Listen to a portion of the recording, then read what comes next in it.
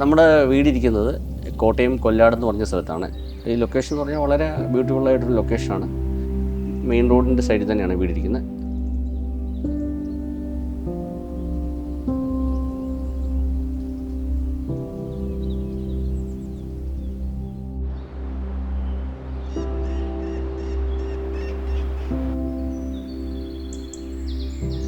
മൊത്തത്തിലൊരു 4 വർഷത്തോളം ഈ ഒരു പ്രോജക്റ്റിൻ്റെ പുറകെ ഞങ്ങൾ നിന്നു. ഏകദേശം 2 വർഷത്തോളം എടുത്തു ഈ വീടിന് മാത്രം.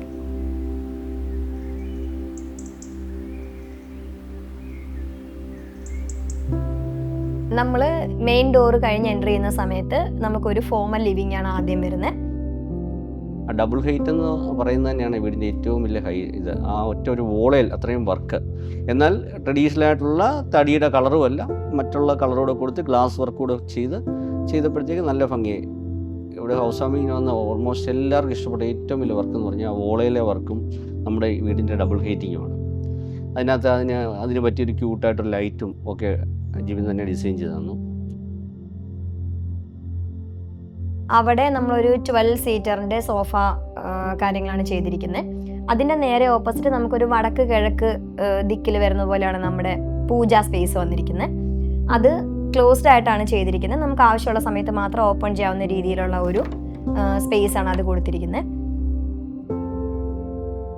പൂജാ സ്പേസ് ഡിസൈൻ ചെയ്ത സമയത്ത് എനിക്കുള്ള ഒരു പ്രധാന ഒരു ആവശ്യം എന്ന് പറയുന്നത്, നമ്മുടെ വിളക്ക് വെക്കുന്ന സമയത്ത് അത് കുറച്ച് പുറത്തേക്ക് നിൽക്കണം എന്നുള്ള ഒരു ഐഡിയ ഉണ്ടായിരുന്നു. അത് കാരണം എന്ന് വെച്ചാൽ 2 കാര്യങ്ങളാണ്. ഒന്ന്, അതിനകത്ത് വിളക്ക് കത്തിക്കുമ്പോൾ അതിൻ്റെ പുകയകത്ത് വന്ന് അതിൽ പുകയാകരുത്. ഒന്ന്, രണ്ടാമത് നമ്മൾ സന്ധ്യയ്ക്ക് വിളക്ക് കത്തിക്കുന്ന സമയത്ത് വെട്ടം പുറത്തേക്ക് കാണുകയും കൂടി ചെയ്യണം എന്നുള്ള ഒരു 2 കാര്യങ്ങളായിരുന്നു ഉണ്ടായിരുന്നത്.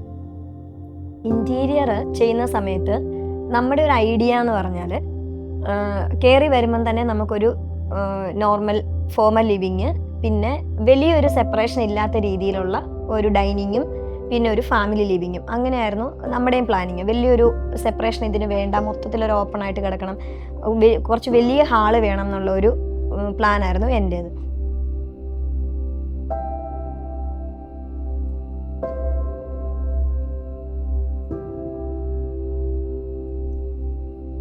ഡൈനിങ്ങിൽ നമ്മളൊരു 8 സീറ്ററിൻ്റെ ഡൈനിങ് ടേബിളും ചെയേഴ്സുമാണ് സെറ്റ് ചെയ്തിരിക്കുന്നത്. അതിനോട് ചേർന്ന് തന്നെ ഒരു വാഷ് ഏരിയ വരുന്നത് പുറത്ത് പൂളിലേക്ക് ഇറങ്ങാവുന്ന പോലെ ഒരു ഗ്ലാസ് ഡോറിനോട് ചേർന്നിട്ടാണ്. അത് തന്നെ ഒരു പേഷ്യോ പോലെ ചെയ്തിട്ടുണ്ട്. നമുക്ക് കംപ്ലീറ്റ് ഓപ്പൺ ആയിട്ട് ഒരു ഗ്ലാസ് ഡോറാണ് കൊടുത്തിരിക്കുന്നത്. അപ്പോൾ നമുക്ക് അതിനപ്പുറത്തായിട്ടാണ് പൂള് വരുന്നത്. അതുകൊണ്ട് കംപ്ലീറ്റ് ഒരു ഡൈനിങ്ങിൽ ഇരിക്കുമ്പോൾ തന്നെ നമുക്ക് പുറത്തേക്ക് കാണാവുന്ന രീതിയിലാണ് അത് ചെയ്തിരിക്കുന്നത്.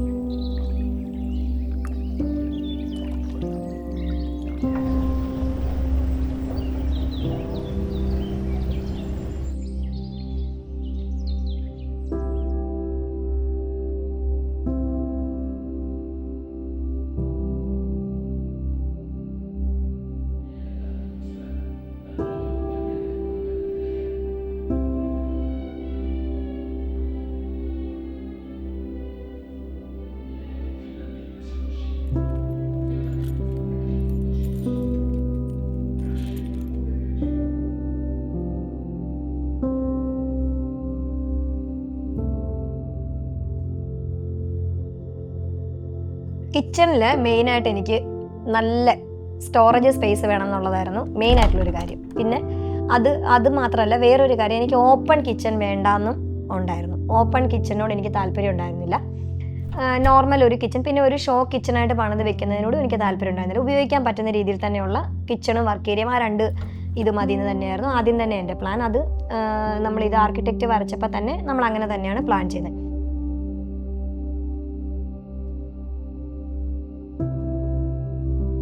ടോൾ യൂണിറ്റ് നമുക്ക് ഈ പറഞ്ഞോട്ട് സ്ഥലം ലിമിറ്റേഷൻ ഉണ്ടായിരുന്നെങ്കിൽ പോലും നമുക്കൊരു വലിയ ടോൾ യൂണിറ്റ് വെക്കാൻ പറ്റില്ലായിരുന്നു. പക്ഷേ എങ്കിലും വെച്ചത് നല്ല ക്യൂട്ടായിട്ട് കുറച്ചേറെ സ്പേസുകൾ, കുറച്ച് ലെങ്ത് ഇങ്ങനെ കൂട്ടിയുള്ളൊരു ടോൾ യൂണിറ്റ് ചെയ്ത് തന്നതുകൊണ്ട് നമുക്ക് ഒത്തിരി സ്പേസ് അതിനകത്ത് കിട്ടുന്നുണ്ട്. സാധനങ്ങളൊക്കെ വെക്കാനാണെങ്കിലും എല്ലാത്തിനും ഒത്തിരി സ്പേസ് നമുക്ക് അങ്ങനത്തെ സ്റ്റോറേജ് വന്നതുകൊണ്ട് കിട്ടിയിട്ടുണ്ട്.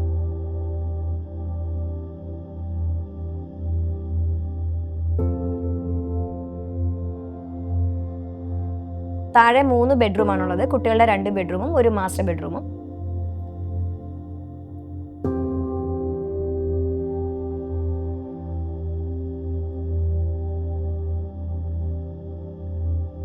മോൾക്ക് പ്രത്യേകിച്ച് കളറിൻ്റെ കാര്യത്തിലും എല്ലാം ഡിസൈനിൻ്റെ കാര്യത്തിലൊക്കെ അവൾ കുറച്ച് ഐഡിയ ഉള്ള ആളാണ്. അതുകൊണ്ട് തന്നെ അവൾ ഒരു പെൺകുട്ടി ആയതുകൊണ്ട് തന്നെ അവൾക്ക് പിങ്ക് കളറിനോട് കുറച്ച് ഇഷ്ടക്കൂടുതലുണ്ട്.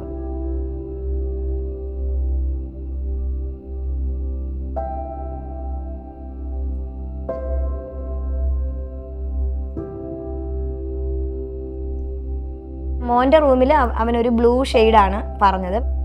ഒരു നോർമൽ ബ്ലൂ പിങ്ക് എന്നുള്ള രീതിയിലായിരുന്നില്ല അവരും ആഗ്രഹിച്ചത്. അപ്പോൾ അതൊരു തീരെ ബ്ലൂ അല്ല, ഒരു വേറെ എന്തോ ഒരു വെറൈറ്റി ഒരു ബ്ലൂ കളറാണ് ഇവർ ഡിസൈനേഴ്സും ഇവരും കൂടി കണ്ടുപിടിച്ചത്. കുട്ടികളും CKയും തമ്മിൽ കുറേ കമ്മ്യൂണിക്കേഷൻ നടന്നിട്ടുണ്ട് അവരുടെ റൂമുകളുടെ കാര്യത്തിൽ. പിന്നെ മാസ്റ്റർ ബെഡ്റൂമാണ്. സ്റ്റെയർ കേസിൻ്റെ അപ്പുറത്തെ സൈഡിലായിട്ട് മാസ്റ്റർ ബെഡ്റൂം, ഇപ്പുറത്തെ കിച്ചൺ, ആ രീതിയിലാണ് ചെയ്തിരിക്കുന്നത്. സ്റ്റെയർ കേസ് കയറി നമ്മൾ മുകളിൽ വരുമ്പോൾ കോമൺ ആയിട്ടൊരു ഹോളാണ് വരുന്നത്. അതും അത്യാവശ്യം നല്ല സ്പേഷ്യസ് ആയിട്ടുള്ള ഒരു ഹോളാണ് മുകളിൽ. പിന്നെ നമുക്കൊരു ഹോം തിയേറ്റർ ഉണ്ട്.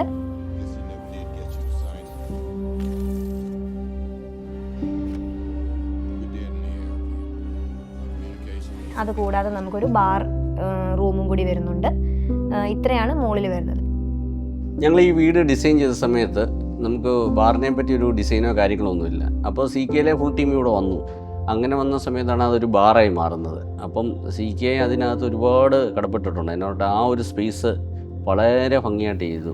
അതിനകത്തൊരു ബാർ ഫീലിംഗ് വരാനുള്ള ലൈറ്റ് അറേഞ്ച്മെൻറ്റ്സ് പോലും CK ആൻഡ് ടീം നല്ലതായിട്ട് ഹെൽപ്പ് ചെയ്തിട്ടുണ്ട്.